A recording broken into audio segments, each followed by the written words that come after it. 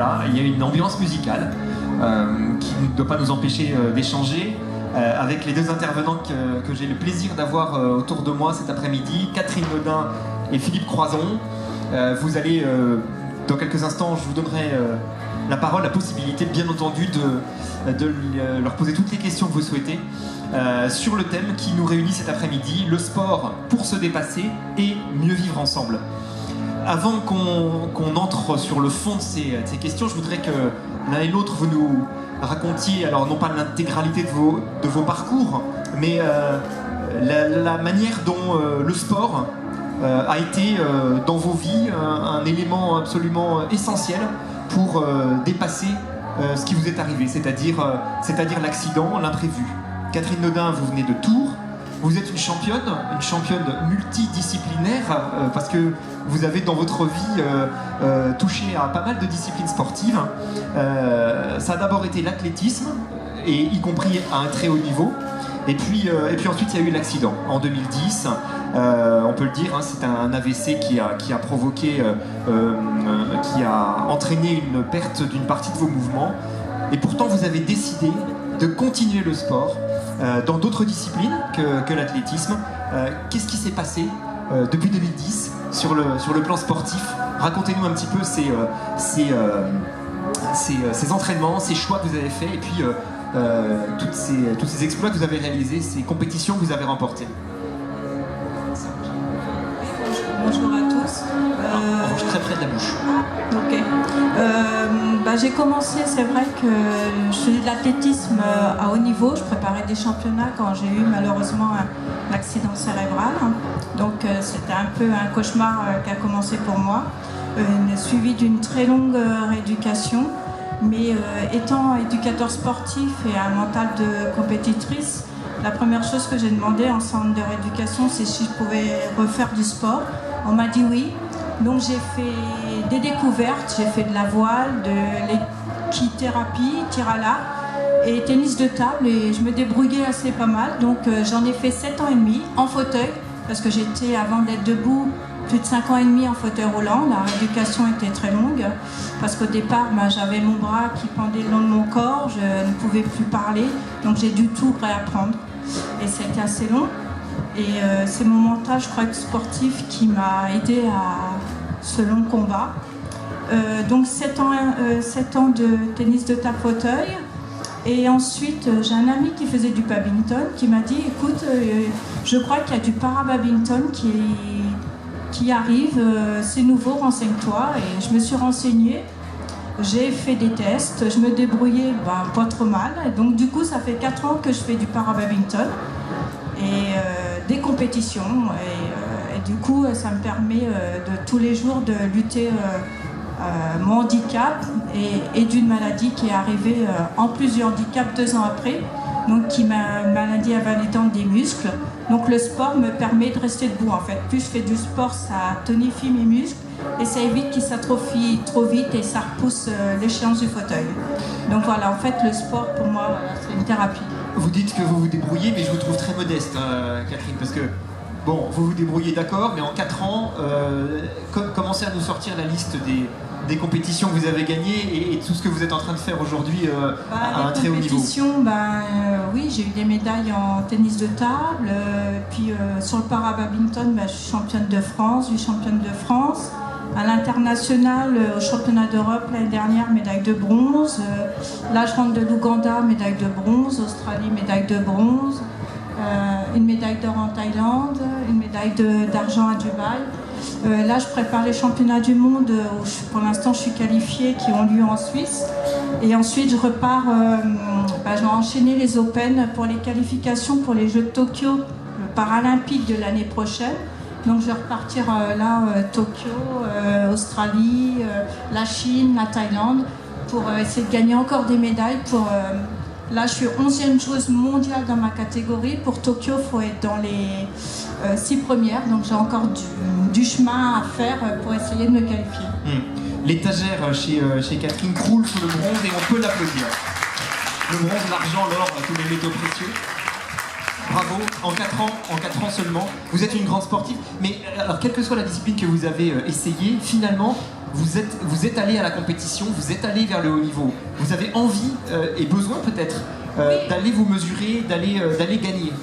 Oui, c'est un dépassement de soi pour montrer aussi aux personnes que malgré une épreuve qu'on a dans la vie, on est capable de faire des choses, qu'on n'est plus bon à rien, parce que souvent l'image qu'on a d'une personne qui est handicapée, les handicapés ils ne savent plus rien faire, ils sont bons à rien. Alors aussi, une petite anecdote, vu que j'étais éducateur sportif, je ne pouvais plus faire ce métier. À 48 ans, avec une chimiothérapie, j'ai repris mes études et j'ai fait un master en cours du soir que j'ai eu avec mention. Donc on n'est pas foutu, c'est une question de volonté. Super. Le boulot, les cours du soir et les entraînements. Je vous demande pas combien de temps vous dormez toutes les nuits, mais pas beaucoup donc. Non, je dors très peu. Vous êtes une petite dormeuse, alors, avec un grand courage. Oui. Professionnellement parlant, on va en parler justement. Vous avez un emploi avec un employeur qui vous permet de pratiquer le sport. Et puis vous avez un projet professionnel, le vôtre aujourd'hui. Quel est-il ? J'ai repassé un diplôme d'organisatrice d'événements et mon souhait c'est de me mettre auto-entrepreneur dans l'événementiel. Eh ben, on vous souhaite évidemment de réussir et on ne doute pas que vous allez réussir. Philippe Croison, vous êtes presque voisin de Catherine, puisque Catherine Dientour, vous venez de Châtellerault, où vous habitez encore quelques temps avant d'aller vous installer à La Rochelle. Je dis tout, mais c'est tellement beau là-bas. Alors la différence entre vous et Catherine, c'est que vous n'étiez pas sportif avant l'accident, 1994, l'accident, vous aviez 26 ans, et puis après, vous avez découvert le sport, un entraînement intensif, hyper intensif, un équipement spécifique aussi, et ça vous a permis en 2010 de réaliser votre premier exploit médiatisé largement, la traversée de la Manche, Folkestone, le Cap Grinet, en 13 heures et 26 minutes. Et puis il y aura ensuite, je résume parce qu'il y en a tellement des choses, les 4 traversées entre les 5 continents avec votre ami Arnaud Chassery, qui donneront lieu au documentaire Nager au-delà des frontières, diffusé en 2012. 2013, record du monde de plongée dans une fosse à plonger, celle de Bruxelles, 33 mètres de profondeur. Et puis alors dans un autre registre, le Dakar, en 2017. Vous aussi, il y a une espèce de boulimie comme ça, de boulimie de sport, de boulimie d'exploit, de boulimie d'envie. Ouais, voilà. Oui, le dernier mot que vous avez dit, merci d'être tous là. Apparemment, il y en a un qui n'a pas un handicap de voix, c'est celui qui est derrière moi, là, voilà. Lui, on l'entend bien, hein. Mais vous l'avez dit très bien, c'est l'envie. L'envie d'avancer, l'envie d'être avec une équipe, l'envie de continuer.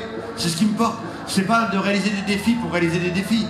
C'est simplement l'envie de faire quelque chose. Au début, la première, vous l'avez compris, c'était la traversée de la Manche. Je l'avais vue sur mon lit d'hôpital quand je me suis réveillé 2 mois après. Je vois une jeune fille traverser la Manche à la nage, une jeune fille valide, et je dis pourquoi pas moi un jour. Et 10 ans plus tard, je commence l'entraînement, et 12 ans après l'avoir vu à la télé, après mon accident, on traverse la Manche à la nage, parce que c'était un travail d'équipe. Et après, surtout, je veux pas me séparer de mon équipe. J'ai pas envie de retourner dans mon canapé où j'ai vécu pendant pratiquement 10 ans. Donc je me dis, je regarde la map monde et je dis, on peut relier les 5 continents. Et je dis à l'équipe, je dis, on repart pour une nouvelle aventure, on va relier les 5 continents à nage. Voilà, c'est l'envie qui me porte toujours, l'envie de faire. Si j'ai pas envie, je fais pas. J'ai pas de limite. L'envie, c'est le sport. Ça aurait pu être autre chose, hein. Ça aurait pu être, le sport, le dépassement culturel, mais le sport, pourquoi ? C'était alors que vous n'étiez pas sportif. Non, j'étais pas sportif du tout. J'avais 40 ans, j'étais gras comme un lardon. J'avais fait 2 infarctus pendant ces 10 ans. Enfin, j'étais un sportif canapé, quoi. Et l'équipe m'a transformé en 2 ans. Mais c'est ce que j'explique. Je leur ai filé le paquet, quoi. Moi, j'avais juste une idée. Je suis arrivé, j'ai monté une équipe. Je me suis pris, je dis voilà le paquet, débrouillez-vous avec. Transformez-moi. C'est vous les professionnels, c'est à vous de m'emmener à la victoire. Et ils m'ont transformé en 2 ans de temps. Je suis passé de sportif canapé à sportif de haut niveau, avec des moyennes, des amplitudes d'entraînement de 35 heures par semaine, 35 heures de natation, 6 heures de préparation physique, avec un préparateur physique, et le reste du temps on dort. C'est 35 heures de natation, 6 heures de préparation physique, et le reste du temps on dort. On mange, on dort, on nage, on mange, on dort, on nage, pour une journée, la traversée de la Manche à la nage, la journée qui a changé ma vie. Donc, et encore une fois, montrer que tout est possible grâce à l'équipe. Sans eux, j'existe pas, ouais. Quand vous dites qu'elle a changé votre vie, c'est-à-dire ? Ah bah, Quel est le... Elle a carrément changé ma life. Enfin, j'aime ma vie d'aujourd'hui. Aujourd'hui, ma vie, elle est chouette, elle est riche. Je suis avec vous aujourd'hui, demain, je suis à un autre endroit. Enfin, j'arrête pas de voyager. Comme toi, avec les championnats du monde, les championnats d'Europe, tu voyages énormément. Moi, je voyage différemment aujourd'hui parce que je donne énormément de conférences un petit peu partout en France et en Europe et un petit peu partout dans le monde. Mais j'aime ma vie d'aujourd'hui parce que j'en ai fait quelque chose. J'ai quitté mon canapé au bout de 10 ans. J'ai fait pratiquement 7 ans de dépression, 1 an de phase de colère. Et après, j'ai redémarré une nouvelle existence. Mais c'est aussi grâce à une rencontre, grâce à l'amour. Quelqu'un m'a donné des ailes. Enfin, plus que des ailes, il m'a donné des palmes. Donc, grâce à elle, j'ai pu traverser la Manche à la nage, relier les 5 continents, être pilote sur le Dakar. Et voilà quoi. Encore une fois, le maître mot de tout ce qu'on vit aujourd'hui, c'est le mot partage. Il n'y a rien de plus riche que le mot partage quoi. Alors on partage justement, je voudrais qu'on insiste un petit peu là-dessus, c'est-à-dire qu'il y a les exploits, il y a l'entraînement, il y a la vie de sportif, et puis cette volonté que vous avez de partager à travers des conférences, des séminaires, des interventions en entreprise, dans des festivals comme le nôtre, des films, des bouquins, voilà, raconter pourquoi c'est si important pour vous. Mais alors, c'est pas que c'est si important, c'est que je suis tombé dans le piège. Je suis tombé dans le piège de... J'ai traversé la Manche, après il y a eu plusieurs médias qui m'ont appelé, parce qu'il faut savoir que la traversée de la Manche, je ne l'avais pas médiatisée à la base. J'avais prévenu pratiquement aucun média, je l'avais fait pour moi. Et c'est quand j'ai eu des problèmes en Angleterre, j'ai été bloqué en Angleterre, les Anglais voulaient m'arnaquer de 2000 € de plus. Et on en avait parlé à droite, à gauche, et c'est là la BBC on entend parler, après TF1 et après les médias du monde entier apprennent qu'il y a un mec qui veut traverser la Manche à la nage, il n'a pas de bras, pas de jambes. Et c'est là que ça devient un impact assez incroyable. Et que malgré moi, je deviens entre guillemets un symbole du dépassement de soi, un symbole du vivre ensemble, un symbole... J'ai jamais demandé à être un symbole, moi. Et après, le fait est que j'ai fait des médias, et ainsi de suite, et un jour, il y a le magazine de la santé de France 5 qui m'appelle. J'étais pas chroniqueur ni rien, ils m'ont dit, voilà, on aimerait que tu fasses une chronique sur France 5 au magazine de la santé. Je dis, ouais, mais je sais pas faire, moi, déconnez pas, enfin, je sais pas ce que c'est que faire une chronique. Et on a appris. Enfin, vous avez appris à traverser la nage, la Manche à la nage en 2 ans.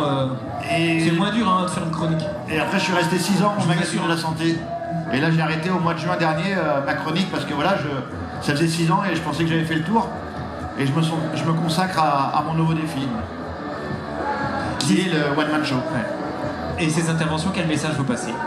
Le message, il y en a qui étaient là hier. Qui c'est qui était là hier? Il y en a qui n'étaient pas là. Donc il y en a qui n'étaient pas là. Donc c'est le message vraiment du vivre ensemble, le message du tout est possible, surtout le tout est possible. À chaque fois, il y a plein d'aventures. J'aurais dit que 99% des gens me disaient mais c'est pas possible. Tu peux pas faire ça. Ma mère qui est là avec moi aujourd'hui, elle me l'a dit aussi. Elle m'a dit mais mon fils, où tu vas? C'est quoi cette histoire de vouloir traverser la Manche à la nage? Mais c'est un rêve complètement dingue. Tu peux pas faire ça, t'as pas de bras et pas de jambes mon garçon. Et pourtant, on a montré aux 99% de pessimistes que c'était possible. C'était juste jouable. Catherine, vous aussi, vous intervenez aujourd'hui, vous médiatisez votre parcours, mais au-delà de ça, qu'est-ce que vous dites, quel message vous portez? Par rapport à Philippe, moi je suis un peu pudique, donc je fais des choses mais plus dans la discrétion, parce que moi je suis encore dans la phase où j'ai pas accepté. Donc les médias, les photos, c'est encore un peu difficile pour moi. Voilà, j'ai encore pas accepté ce qui m'est arrivé, donc c'est un peu plus compliqué déjà d'en parler. Là, c'est vraiment un exploit aujourd'hui parce que je suis assez discrète. J'en parle très peu. En fait, c'est mon président de club qui doit être, je sais pas, quelque part par là caché, qui me pousse à faire un peu tout ça parce que c'est vrai que j'ai tendance à tout garder pour moi. Pour être honnête, depuis que j'ai eu mon accident, j'ai pas vu une seule fois un psychologue. J'ai tout fait toute seule. J'ai tout surmonté toute seule, j'ai tout fait toute seule, j'ai pas demandé l'aide de personne. Et c'est vrai que aujourd'hui, je commence à un petit peu en parler. C'est difficile pour moi, mais ça évolue, ça fait son chemin tout doucement. Alors vous commencez. Excuse-moi, mais pour comprendre, c'est vrai que quand on rentre dans l'univers du handicap, ou qu'il nous arrive une tuile, c'est ce que j'ai expliqué un petit peu hier, on a 5 phases à franchir, 5 phases obligatoires pour se reconstruire. La première, elle l'a expliqué un petit peu, c'est la négation. On refuse de ce qui nous arrive, on refuse la punition, on refuse la sanction. Avec les fameux pourquoi. Pourquoi ceci, pourquoi cela, pourquoi ça m'arrive à moi? Il n'y a pas de réponse au pourquoi. Les pourquoi, ils sont là pour vous harceler. Après, vous avez la fameuse phase de négociation, où on négocie entre nous et nous. Il n'y a que nous qui allons prendre la décision de s'en sortir ou de ne pas s'en sortir. Après, vous avez la phase de dépression, la fameuse phase de colère, et la phase du retour à la vie, l'acceptation. Mais les 5 phases, il n'y a pas d'ordre prédéfini. Et surtout, il n'y a pas de durée de temps prédéfinie. Et elle l'exprime très bien. Elle est encore dans sa phase de négation un petit peu, de non-acceptation de ce qui lui est arrivé. Une phase peut durer un jour, une semaine, un mois ou un an, ou alors rester bloqué sur une phase toute sa vie. Parce qu'on n'a pas eu l'aide ou le soutien nécessaire pour se reconstruire. Et ça, c'est important d'avoir de la famille, des amis autour de nous pour repartir sur une nouvelle voie. Et là, vous avez le droit de m'applaudir, parce que vous l'avez applaudi que elle pour l'instant.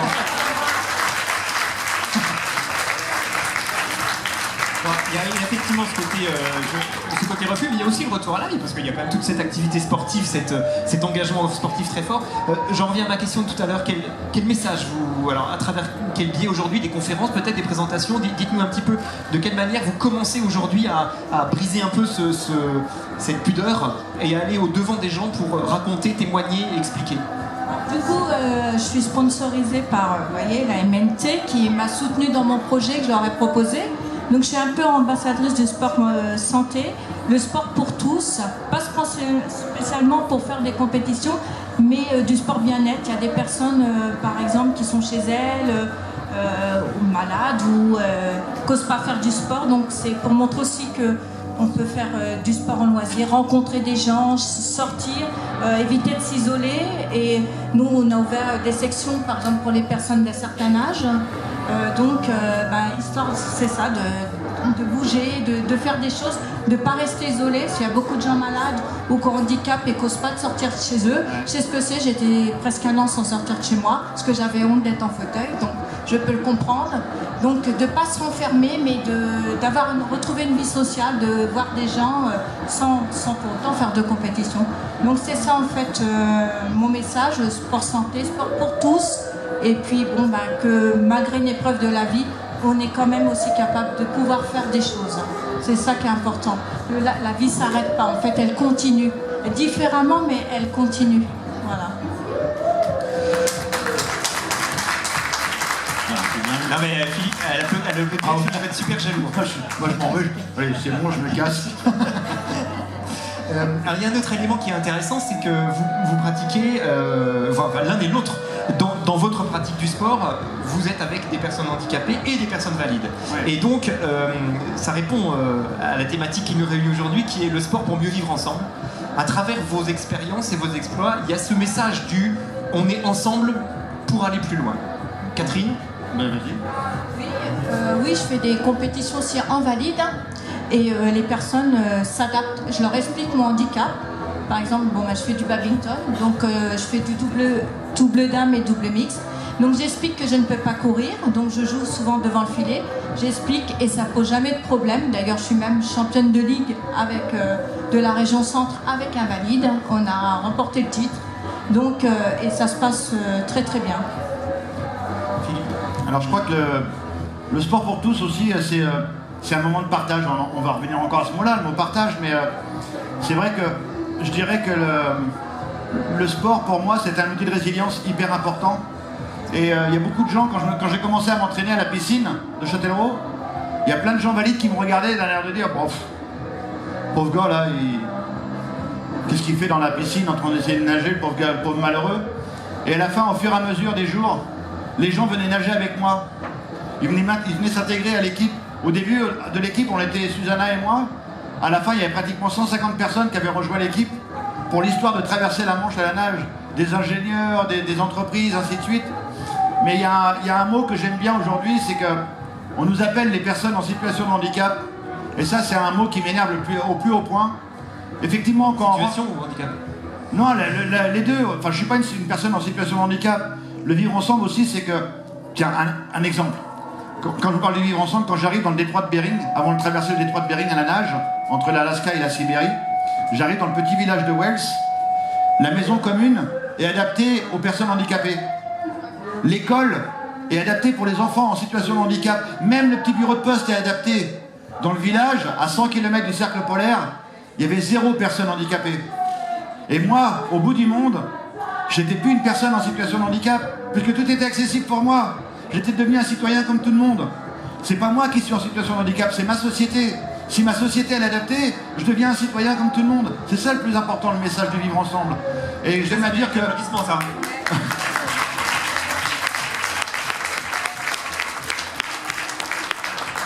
J'aime à dire effectivement quand on rentre, quand on a un accident de la vie, quand on a une maladie invalidante comme toi, avec un handicap invisible, effectivement au début, on est des personnes handicapées, parce qu'il faut s'en sortir. Mais après, j'en suis convaincu, avec l'expérience, on devient des personnes capables autrement. On fait la même chose que vous, exactement la même chose, avec de la technologie, avec des systèmes D. Et on y arrive, tout est possible. C'est vraiment le maître mot qu'on avait envie de faire passer, c'est que tout est possible, mais ensemble, mais pas individuellement. D'où le Festival des Solidarités. Et ça, c'est vraiment bien. C'est vrai que c'est le sport qui nous réunit sur cette table ronde, mais votre message il est bien au-delà du sport finalement. Mais il est bien au-delà. Chacun trouve son outil de résilience. Moi, il y a eu 3 outils de résilience dans ma vie. Il y a eu d'abord ma famille, mes amis, qui ont été mon premier tuteur, parce qu'ils ont toujours été à côté de moi. Ma maman, mon père, mon frère, tout le monde était à côté de moi pour m'aider, pour me relever un petit peu. Après, le deuxième outil de résilience, vous l'avez compris, c'est un peu l'humour. J'adore l'humour, d'où mon prochain défi, le one-man show. Enfin, ça ne sera pas vraiment un one-man show. Ça sera le premier one-man show de la planète. C'est la vanne. Et pour moi, l'outil de résilience qui m'a permis d'être là aujourd'hui, qui m'a permis d'être l'homme que je suis devenu, celui qui m'a permis d'accepter mon nouveau schéma corporel, de ne plus en avoir honte, c'est le sport. Le sport m'a vraiment ouvert l'esprit. Et le sport m'a permis de comprendre que d'aller vers les autres, demander un coup de main, c'est pas un déshonneur. C'est juste un moment de partage. Et s'il te plaît, donne-moi un coup de main. Et quand je vais à Paris ou n'importe où, et qu'il y a un restaurant où il y a une belle entrecôte qui m'attend, j'ai envie de la manger, moi. Et là, il y a des marches. Et là, il y a 3-4 gars qui arrivent. Et je dis aux gars, excusez-moi les gars, vous pouvez pas me donner un coup de main pour monter les marches? Moi, quand j'arrive dans le restaurant, j'ai le smiley. Et les 3 gars, quand ils s'en vont, qu'est-ce qui se passe? Ils ont un smiley. Il y a eu un moment de partage. Juste un moment de partage. Ouais. Vous confirmez, Catherine, l'importance de ne pas être seul et le fait d'être ensemble pour s'en sortir. Oui, c'est très important parce qu'il y a beaucoup de personnes, malheureusement, qui sont seules. Et c'est d'autant plus difficile de traverser ça quand on est seul. Parce que souvent, pour l'entourage, ça peut être un choc. Et souvent, il y a beaucoup de personnes qui sont dans le déni, qui se refusent. Ils sont perdus. Qui sont perdus. Ça a été le cas pour ma famille. Aujourd'hui, tout va très bien. Mais au départ, ils ont été beaucoup dans le déni. Ils ne pouvaient pas accepter parce qu'on est une famille très unie. Et c'était un choc de ce qui m'est arrivé. Parce qu'on est une famille de sportifs. Donc moi, sportif de niveau, mes frères faisaient du sport aussi. Et donc ça a été un choc familial très très dur pour tout le monde. Aujourd'hui, ils suivent mes compétitions. Quand je suis à l'autre bout du monde et que j'ai un podium, je leur envoie les médailles. Donc je suis suivie et aujourd'hui ça va bien, mais ça a été des périodes aussi très difficiles. Ouais, ouais. Donc l'entourage, c'est primordial quand on se retrouve avec une épreuve comme ça. Ouais. Ouais. Et c'est ça aussi la solidarité, c'est-à-dire que moi qui voyage beaucoup à travers toute la France, je donne beaucoup de conférences. Très souvent, quand je suis dans des villages ou dans des villes et qu'il y a beaucoup de monde comme vous, je dis peut-être que dans votre village ou dans votre quartier, il y a une personne qui est handicapée et qui a envie. Mais son seul problème à cette personne, c'est qu'elle a peur. Elle a peur d'aller vers vous. Et l'univers des valides, ils ont peur d'aller vers l'univers des personnes handicapées. Donc vous avez 2 univers qui se regardent et qui disent « Oh, j'aimerais bien venir vers toi. Oh, moi aussi. » Mais il y a un espèce d'aimant à l'envers qui repousse, qui empêche que ça arrive. Et peut-être que tendre la main à cette personne, lui dire viens dans mon association, viens voir ce qui se passe dans mon asso. Le sport, du coup, joue sur le sport, ou alors la cuisine, ou alors écrire un bouquin, ou reprendre les études, n'importe quelle association, tendre la main à la personne et lui dire viens avec nous. Et là, le ch'ting, et c'est un moment de partage encore une fois, c'est de lui ouvrir l'esprit à cette personne. Parce que peut-être qu'elle n'a pas eu la chance que moi j'ai eue, que toi tu as eu, d'avoir une famille et des amis autour de nous. Peut-être qu'elle est vraiment isolée et qu'elle a vraiment besoin d'un coup de main. Et de lui tendre la main, ça va être vous l'outil de résilience qu'elle a besoin. Juste ça, c'est tout. Hein. Donc, encore une fois, c'est possible. Merci. Bravo.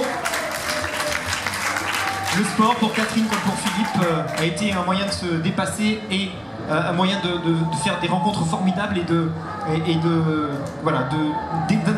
d'exprimer la solidarité entre tous. Avez-vous des questions? Enfin, je devrais pas dire.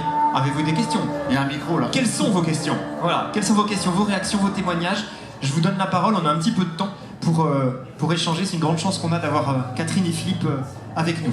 Allons-y, j'ai le micro pour celles et ceux qui veulent intervenir. La première question est la plus dure, on passe à la deuxième. Oh mademoiselle.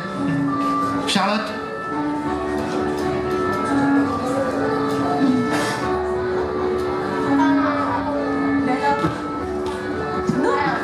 Oh Charlotte, elle était toute timide. Alors Charlotte. Non, c'est la maman qui va poser la question alors. Ok. Vas-y. Tu veux qu'on revienne après? Ah, tu veux respirer un petit peu? Alors le temps que mademoiselle adopte le micro, y a-t-il une autre question? Allez, j'arrive. Oui, bonjour. C'était par rapport à madame, vous qui avez été sportif de haut niveau avant votre handicap. Je me posais la question de savoir si c'était pas une difficulté supplémentaire de comparer à ce qu'on était capable de faire, entre parenthèses, entre guillemets, avant le handicap et ensuite avec le handicap. Alors, le monsieur te demande... Si le fait d'avoir pratiqué le sport de haut niveau avant l'accident n'est pas finalement,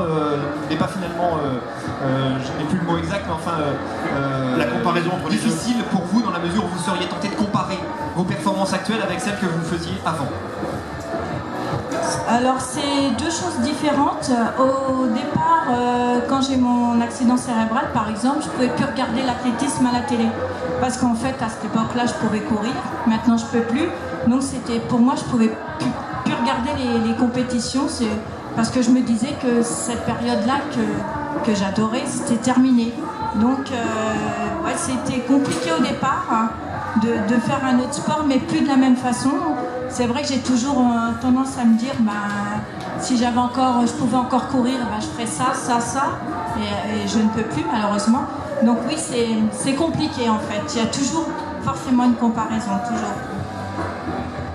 Mademoiselle, on va entendre le son de ta voix. Non, toujours pas. Allez, on reste encore une chance. Qui voulait intervenir? Je vous fais passer le micro. Moi, je voulais savoir si vous aviez des nouveaux projets ou challenges à venir, une nouvelle traversée. Non, dormir. C'est bien dormir. Non, je l'ai dit tout à l'heure, mon prochain défi c'est un one-man show, mais vraiment je suis en écriture avec Jérémy Ferrari en ce moment. Et ce sera pour le printemps ou automne 2020, où on verra si on monte sur les planches à ce moment-là, si on est vraiment prêt. Et j'ai un défi sportif, mais pour mes fils, pour Jérémy et Grégory. Et il y a quelques temps, ils m'ont dit, papa, t'as mené plein d'aventures à travers le monde, mais on t'a regardé de loin et on aimerait mener une aventure avec toi, papa. Et ils sont malins, ils m'ont dit, on a bien aimé quand t'as fait le Dakar. Donc là, ça fait 1 an qu'ils s'entraînent et ils vont être sur le Dakar en 2020 et je passe du côté de ceux qui ont peur, ceux qui attendent, je vais passer du côté de mon équipe, ceux qui attendent et ceux qui ont peur que les enfants rentrent. Donc je vais comprendre ce que tu as vécu, maman. On peut l'applaudir. C'est ma reine-mère. La question de madame s'adressait directement à Philippe, mais on peut poser la même à Catherine, donc c'est les JO. Non, les championnats du monde en Suisse au mois d'août, dans un premier temps. Et ensuite, on est en plein dans les qualifs pour les Jeux paralympiques de Tokyo l'année prochaine. Question, il y en avait une autre. Qui voulait prendre la parole? On a tout dit. Vous n'avez pas de questions? Question, monsieur. Bon, bonjour. Bonjour. C'est vraiment très appréciable ce que vous m'avez presque fichu les larmes aux yeux quand même. Hein. Voilà, je voulais vous dire, est-ce que vous trouvez qu'actuellement le handicap est suffisamment mis en avant, le handicap est suffisamment, excusez-moi, j'ai tombé par le bruit, est suffisamment mis en avant le handicap, en handisport je parle, hein, par les médias. Parce que Roland Garros, Oui. il y a du handisport, on n'a pas beaucoup entendu parler. Les différents championnats du monde, on n'entend absolument pas parler et je trouve que c'est pas juste. Je trouve que c'est pas juste. Vous avez entièrement raison. Je vous dirais que regardez quand même ce qui s'est passé depuis Londres 2012. Pour ceux qui ne savent pas ce qui s'est passé pour Londres 2012, France Télévisions, pour Londres 2012, a vendu les Jeux paralympiques à 1 euro à télé. En termes de pourcentage d'audimat, les Paralympiques sont beaucoup plus forts en termes de résultats d'audimat que les Jeux Olympiques. Ça veut dire qu'on est dans ce changement. On est dans ce changement de mentalité. Je dirais pas que le changement c'est maintenant parce que ça n'a pas fonctionné. Mais on est dans ce changement de mentalité. Et c'est vous qui contribuez à ce changement de mentalité. C'est les Jeux paralympiques, c'est les films, les téléfilms à la télévision, le programme pour vestiaire sur France Télévisions, les films au cinéma. Combien de films au cinéma sortent avec le handicap? Et à chaque fois que vous avez un film au cinéma qui sort avec le handicap, c'est un carton plein. Le minimum de spectateurs pour un film sur le handicap, c'est 700 000. Et déjà 700 000 au cinéma, c'est une réussite. Alors après, je ne parle pas d'Intouchable, bien sûr, qui a dépassé les plus de 20 millions. Mais voilà, pour vous dire que, au lieu de voir le verre à moitié vide, moi j'aime plus toujours voir le verre à moitié plein. Même effectivement, si nous, on aurait aimé que ça accélère, au lieu de ralentir comme ça l'a fait dernièrement, parce qu'il y a quelques petits trucs qui sont passés dernièrement qui nous ont fait des pincements au cœur, mais très très fort. Par exemple, l'accès au logement. Vous savez qu'avant les logements, il y avait pratiquement, la loi c'était 100% des logements sociaux accessibles. Et ce nouveau gouvernement a rendu seulement 10% des logements sociaux accessibles. Donc c'est juste pas normal. C'est pas normal, pas aujourd'hui, pas dans notre société. Donc voilà, il y a un équilibre, ça avance, les mentalités évoluent. C'est vrai qu'on aimerait que ça aille beaucoup plus vite, mais ça avance. On va dans le bon sens. Catherine, quand vous êtes dans vos compétitions aux quatre coins du monde, vous voyez beaucoup de caméras, beaucoup de journalistes. Qu'est-ce que ça donne la médiatisation de ces disciplines? Non, pas énormément. On commence un petit peu à voir, par exemple, c'est au Canada, on pouvait suivre nos matchs sur YouTube directement. Donc moi, par exemple, j'ai ma famille qui m'a vu sur l'écran de télé. Donc ça commence. On est en pourparlers pour les Jeux de Tokyo, à ce qu'on soit retransmis sur l'équipe 21. Voilà, c'est un pourparler, pour que ça soit diffusé à la télévision. Il faut toujours se bagarrer pour obtenir une heure de direct. Voilà. Ce qui est assez important aussi, c'est faut penser à une chose, c'est Paris 2024. Paris 2024, j'espère que ça ne va pas être une catastrophe. Londres, c'est extraordinaire parce que les Anglais, c'est quand même eux qui ont inventé le handisport. Donc Londres a été une fête extraordinaire dans le monde entier par rapport aux Jeux paralympiques. Maintenant, on croise tout ce qu'on peut pour Paris 2024, que le public soit prêt et que les stades soient pleins comme c'était plein à Londres. Parce que... Le problème, c'est que c'est les catégories. Ils réduisent les catégories, donc voilà, c'est pas évident.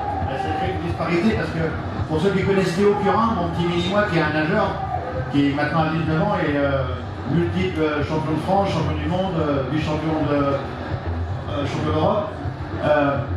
Là, vous voyez, ils sont en train de préparer les Jeux de 2024.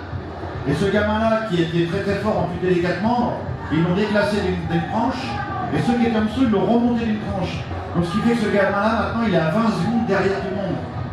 C'est un athlète de haut niveau et il a beau s'entraîner maintenant tous les jours, mais jamais il pourra rattraper 20 secondes. C'est le problème des jeux handisport. Il y a tellement de catégories que c'est un peu compliqué à comprendre pour le grand public. Par exemple, on a K, moi je suis catégorie SL3. Donc SL3, qu'est-ce que c'est? C'est un handicap avec un membre supérieur et inférieur, mais sur un terrain, on ne peut pas courir, donc on joue sur demi-terrain. Par exemple, à Toto, en simple, ils ont décidé de ne pas nous représenter parce qu'on est une catégorie assez faible. On est représenté qu'en double. Donc il faut essayer de se qualifier soit en double dame, soit en double mix. On espère, on a tout fait. J'ai vu Marie-Amélie Le Fur lors des championnats de France. J'ai parlé un petit peu avec elle et elle va tout faire pour que notre catégorie soit représentée à Paris 2024. Une autre question, une autre réaction prof dans quelques instants, je pense, d'échanges possibles et de questions avec Catherine Medin et Philippe Croison. Profitez-en. Monsieur là. Bonjour. Moi je voulais savoir, vous avez parlé de la situation avant le handicap et après le changement d'événement, et vous parlez de préparation physique. Je voulais savoir, est-ce que vous aviez une préparation mentale en fait pour une sorte de conditionnement pour arriver justement à passer l'obstacle? Parce que je pense qu'il y a le corps physique, mais il y a le mental qui joue aussi, et le fait d'arriver comme ça, à dépasser cet obstacle et finalement à progresser, à peut-être donner plus que ce qu'on aurait fait avant en fait. Alors, moi, quand je pars dans une aventure, je prépare toujours à la fois effectivement le physique, mais aussi beaucoup le mental. Pour la traversée de la Manche, par exemple, j'ai travaillé avec la sophrologie pour gérer une seule chose, parce que je suis quelqu'un d'hypersensible. Donc, dans toutes mes expéditions, on m'appelle la chialeuse. Mais je vous jure, j'arrête pas de chialer en permanence. Donc, pour apprendre à gérer mon émotivité, j'ai fait 4 mois de sophrologie pour pas craquer le jour J, le jour de la traversée de la Manche. Après, pour le Dakar, j'ai travaillé l'auto-hypnose et la cohérence cardiaque. C'est une méthode qui est utilisée par les pilotes de chasse français, d'avions de chasse français. L'auto-hypnose, surtout la cohérence cardiaque, c'est de gérer son cœur, ne pas avoir de montée d'adrénaline. Même s'il y a un danger, le cœur reste au même rythme, il ne va pas s'affoler. Il n'y aura pas de montée d'adrénaline, il n'y aura rien. On reste vraiment très très froid et très strict sur l'objectif. C'est-à-dire qu'un pilote de chasse, il gagne une demi-seconde sur le danger. Mais une demi-seconde à Mach 2, c'est une éternité. Et moi, une demi-seconde à 160, 170 sur une piste, c'est aussi une éternité. Donc voilà comment j'ai préparé mon mental. La sophrologie, la cohérence cardiaque et l'auto-hypnose. Le mental facile. Je suis un peu comme Philippe, je pleure beaucoup. Et donc la sophrologie, moi je vais y venir. Pour l'instant, j'ai pas encore commencé. Donc, mais c'est pareil. Voilà, parce que souvent on commence un match et on s'est bien préparé, puis la douleur nous rappelle à l'ordre. Donc ça se passe pas forcément comme on le voudrait. Donc au bout d'un moment, on craque, on pleure parce que voilà, on s'est fixé un objectif et on n'arrive pas à l'atteindre. Donc oui, c'est une grande préparation mentale. Oui, il faut être combatif en fait tout le temps. Mais pardon de vous le demander, mais il y a des moments où c'est dur. Il y a des moments où vous doutez. Ah oui, il y a des moments de doute, mais on va dire c'est éphémère. Ça ne dure pas longtemps. C'est comme quand je vous expliquais tout à l'heure, au niveau santé, on apprend une mauvaise nouvelle. Ça met 2 jours, on se prend une claque. Et puis on se dit au bout de 2 jours, ça y est, t'as encaissé, maintenant il faut que tu te rebousses, il faut que tu repartes, il faut que tu continues, t'as pas le choix. Donc on encaisse, on a 2-3 jours de flottement, le temps de digérer, puis après c'est un nouveau combat qui redémarre et c'est reparti pour un tour. Philippe, derrière votre allure comme ça, très sûr de vous, très voilà. Quand même, s'il y a des moments où vous doutez, vous avez douté dans. Alors, il y a 2 fois où j'ai douté. Enfin, il y a 2 fois où j'ai eu le renoncement dans ma vie, c'est les 2 fois où je voulais mettre fin à mes jours. Après ma phase de dépression, je suis rentré dans la phase de colère, donc j'ai voulu mettre fin à mes jours à 2 reprises. C'est là où je suis tombé et je me suis relevé. C'est les 2 seules fois dans ma vie où j'ai eu vraiment un échec. L'échec d'échouer dans cette tentative de mettre fin à ces jours. Et après, aujourd'hui, mon mode de fonctionnement, vous allez peut-être le trouver bizarre, mais quand je travaillais avec les psys ou ainsi de suite, comme même quand j'étais dans le centre de rééducation, et qu'ils vous donnent tellement de médicaments que vous n'avez plus de personnalité, vous n'êtes plus rien, vous êtes un zombie carrément, parce qu'il y a tellement de médicaments, vous avez un filet de base sur le côté, vous attendez. Et à un moment donné, moi j'ai besoin de pleurer, j'en ai besoin, c'est dans mon mode de fonctionnement, j'ai besoin de chialer un bon coup. Donc je me souviens, quand je suis arrivé en centre de rééducation, j'avais été voir le médecin, je lui ai dit, est-ce que tu peux réduire les médicaments? Parce que j'arrive pas à chialer là. Et l'autre il dit, putain, on m'a jamais demandé ça. J'ai dit, écoute, on va le faire, on va réduire au fur et à mesure. Et il a réduit tout doucement. Et un jour dans ma chambre, j'ai pété un plomb, mais grave, j'ai chialé, j'ai crié. Je suis retourné le voir, dans son bureau, j'ai dit, c'est bon, tu peux remettre la dose, ça va mieux. Donc c'est un peu mon mode de fonctionnement, mais même encore aujourd'hui, et surtout dans les entraînements de haut niveau, quand je m'entraîne vraiment très très fort, quand je vous dis 35 heures de natation par semaine, plus la préparation physique, à un moment donné, vous n'existez plus. Vous êtes tellement dans le sport de haut niveau qu'il n'y a plus rien qui compte. C'est manger, dormir, nager pendant 2 ans et 4 ans, parce qu'après il y a eu les 5 continents. Et de temps en temps, j'ai cette rage en moi, et elle a besoin d'être évacuée. Et je ne peux pas la dire à mon entraîneur. Donc, vous allez me dire que je suis peut-être un peu maso. Je mets un écouteur, et la musique qui me fait craquer très souvent, c'est Starmania, le monde des Stones. Donc je mets Starmania, je prends mon fauteuil électrique, je m'en vais dans les bois, le premier lapin qui passe, il s'en prend plein la tête, le pauvre lapin, et je chiale un bon coup, je crie un bon coup, j'éteins la musique, je mets une musique, on fait tourner les serviettes, et c'est reparti. Et je repars. Non mais c'est vraiment mon mode de fonctionnement, c'est d'évacuer cette mauvaise tension en allant chialer un bon coup, ou alors d'aller voir Susanna, ou d'aller voir quelqu'un, de leur dire, parce que comme je l'ai dit hier, pendant 7 ans, toute ma famille, mes amis, on s'est tous protégés les uns les autres, on n'a jamais rien dit. Jamais personne n'avait parlé de ce qu'il avait ressenti pendant l'accident. Jamais personne, tout le monde se protégeait. Personne ne voulait se faire du mal. Le pire des poisons qui puisse exister sur la Terre. Parce que 7 ans plus tard, quand j'ai fait mes conneries, Mon père, ma mère, mon frère, mon épouse, même mes 2 garçons, ils ont explosé. Tout le monde a eu besoin d'un psy, 7 ans plus tard. Parce que tout le monde s'est protégé, personne n'a parlé. Le pire des poisons qui puisse exister, ne pas communiquer, ne pas parler, ça, il n'y a rien de plus terrible. Il n'y a rien de plus terrible, il faut parler. Ouais.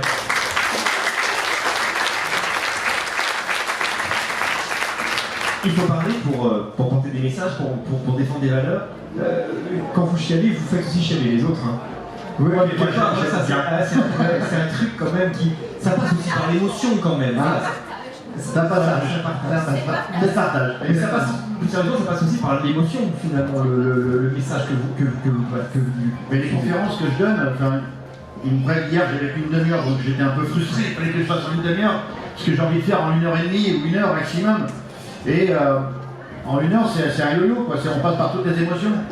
Et des fois, quand on est trop dans le dur, il y a une petite pointe d'humour pour qu'on puisse respirer et montrer une autre image, encore une fois, de dire que c'est juste jouable. Juste jouable, c'est que le vivre ensemble est possible. Et c'est ça mes conférences. C'est pour ça que j'en fais à peu près entre 100 et 150 à l'année. C'est vraiment un métier à plein temps aujourd'hui. Et entre-temps, il y a l'écriture du One Man, il y a la préparation du Dakar, il y a, il y a pas mal de choses. La promotion du livre de Susanna, parce que s'il y a un message fort aussi à passer, qu'on va passer aussi tous les deux, c'est le message des aidants. Ceux qui sont avec nous, ceux qui nous aident. Ma maman aujourd'hui qui m'accompagne, c'est une aidante. Ma chérie, Susanna, sans le savoir, elle est tombée amoureuse de moi, mais elle n'imaginait pas le travail qu'il y avait derrière. À tous les deux, on avait 5 enfants, et le plus gros bébé de la famille, c'est moi. C'est moi le plus gros bébé de la famille. Il faut s'en occuper en permanence pratiquement. Donc les aidants, c'est vraiment... c'est les oubliés. Aujourd'hui, c'est les oubliés de notre nation. On parlait des personnes handicapées. Aujourd'hui, on est dans l'évolution du changement de regard. Mais les aidants, ils n'existent pas. Ils existent pour personne, les aidants. Et l'espérance de vie d'un aidant, c'est 15 ans inférieur à la moyenne nationale. Un aidant a 15 ans de vie de moins que quelqu'un de lambda. Parce qu'il est tellement usé. Il pense pour deux. Et genre, en général, un aidant qui est là, c'est parce qu'il aime la personne.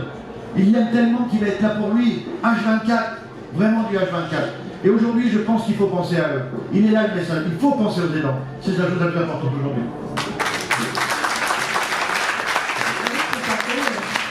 Moi, c'est mon fils, hein, c'est lui qui m'a trouvé, il avait 13 ans. À 13 ans, il est devenu un homme. Il a fallu qu'il se débrouille tout seul. Et même à un moment, quand je suis rentrée de centre de rééducation, j'étais à la maison, donc il me faisait manger, il faisait le repas, il allait faire des courses à côté.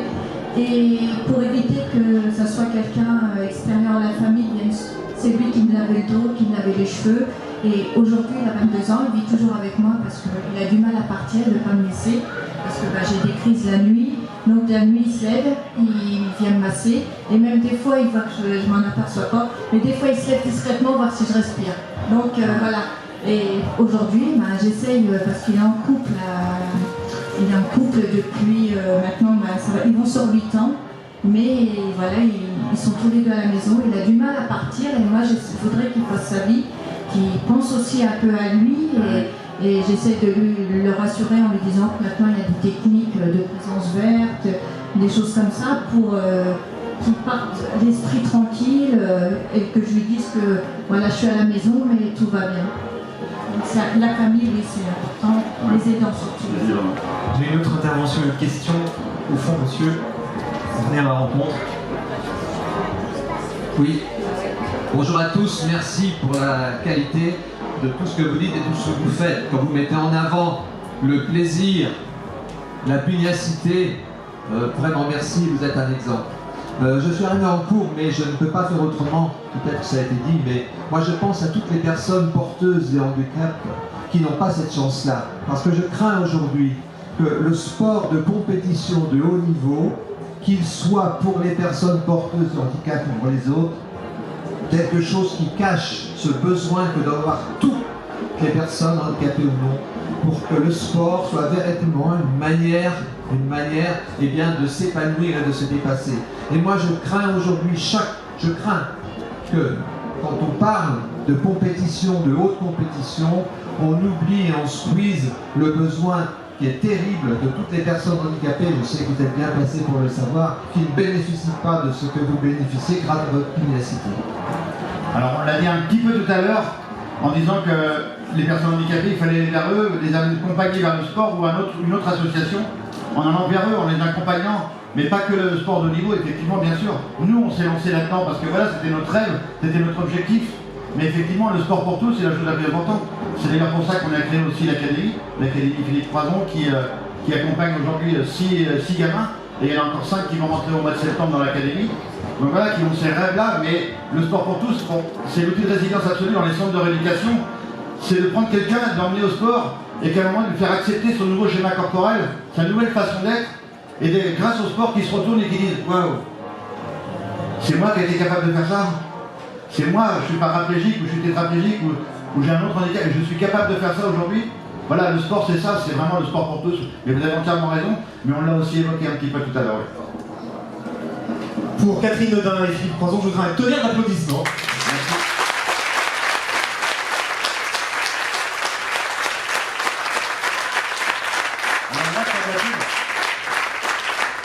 On a le droit de faire de la pub.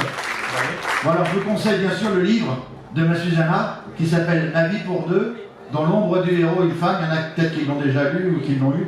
Ma vie pour deux, dans l'ombre du héros une femme. Achetez-le, il est vraiment bien parce que j'en prends plein la tête. Catherine, on vous souhaite plein de réussite au prochain championnat. On est très impatients de découvrir votre voix de manchot. Vous viendrez? Ouais, on viendra tous. Allez, ils ont pas l'air très motivés. Vous viendrez?